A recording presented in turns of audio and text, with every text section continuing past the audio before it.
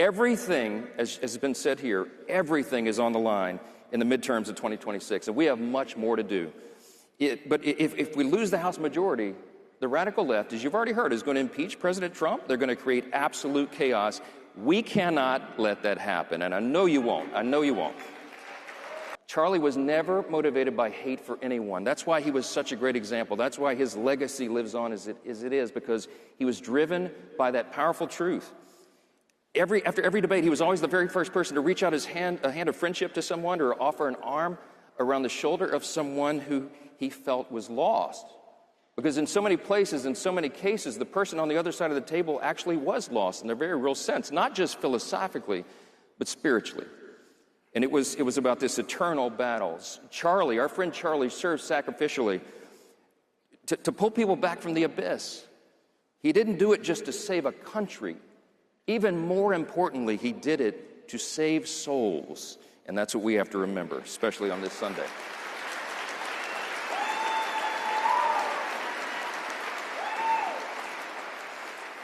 All that is necessary for the triumph of evil is that good men do nothing. And your presence here today shows that you're in the category of those who do much. I want to thank you for all your willingness to stand and engage in this battle right now. It's never been more important than it is right now. And I want to thank you all for what you did in last fall's election, returning Donald J. Trump to the White House, yes.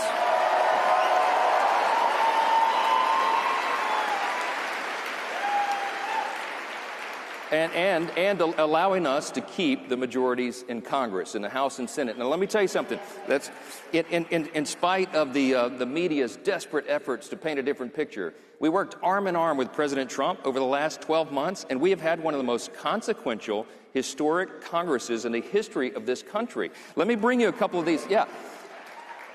America is looking at a split screen right now, okay? On one side is President Trump and our majorities in Congress delivering on our promises. Look, a short list. We ended the border crisis, right? In very short order. We are working right now to solve the crime crisis in all these major cities around the country. We passed the largest tax cut in U.S. history and at the same time the largest spending cut in U.S. history.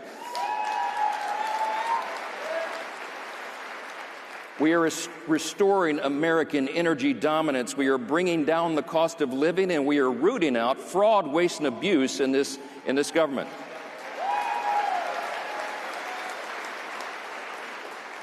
We kicked illegal aliens off of taxpayer benefits. I think you'd like that.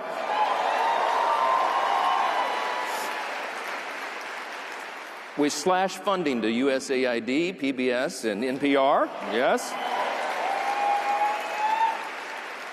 They were too woke, and you know what we did as well? We kicked biological men out of women's sports, and so much more.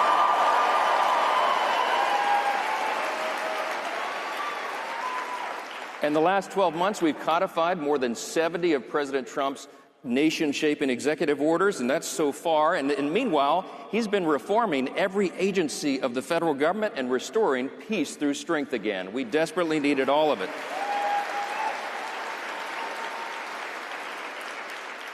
All of that is in the past 12 months. We have so much more to do. And by the way, we did it with the smallest margins in U.S. history. I mean, every day.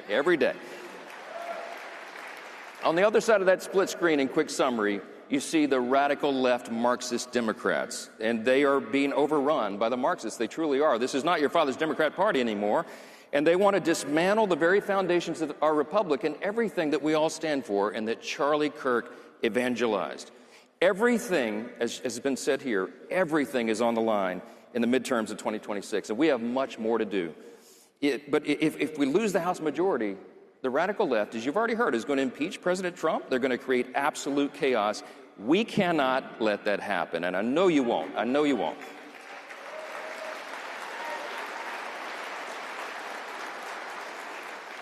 I want to leave you with three things.